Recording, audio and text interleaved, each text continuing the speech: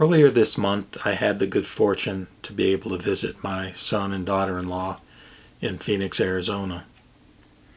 And adding to the pleasure of that particular trip, I had the opportunity to visit a Shin Buddhist temple, the Arizona Buddhst Temple. And even though I've been a Shin Buddhist for decades, this is only the third or fourth time I've been able to actually attend a Shin Buddhist service. And to add to the sweetness of this experience, the guest speaker on this particular occasion was Reverend Tetsuo Uno, a well-known Buddhist sensei, and the service itself was a Hanamatsuri service celebrating the birth of Sakyamuni Buddha. Now, I have to acknowledge that I'm not very well versed in the holidays within Buddhism, nor do I know a whole lot or have much experience with the rituals associated with the holidays or with ordinary services within the Jodo Shinshu tradition.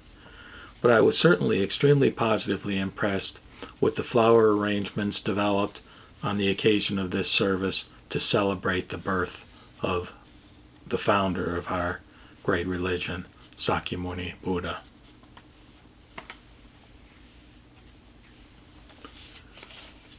What this particular occasion got me thinking about was, which might be no surprise to many of you given the thrust of most of my videos, it got me thinking about the Lotus Sutra and the section within the Lotus Sutra that talks about the one very great reason that the Buddha came into the world, was born into the world, which was to expose people to the Buddha knowledge, to be able to teach and preach in such a way that people would be drawn toward the Buddha way, toward becoming a Buddha, toward fulfilling the Buddha nature that exists within each of us. And in the Lotus Sutra, the way that this objective is articulated is in terms of the fact that the Buddha teaches the one Buddha vehicle, that there are not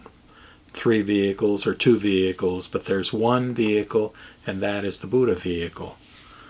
So that got me thinking about Shinran, the founder of our Jodo Shinshu, or True Pure Land sect, who talked about the one vehicle, and he made the interpretation that the one vehicle is epitomized by Dharmakara's Primal Vow.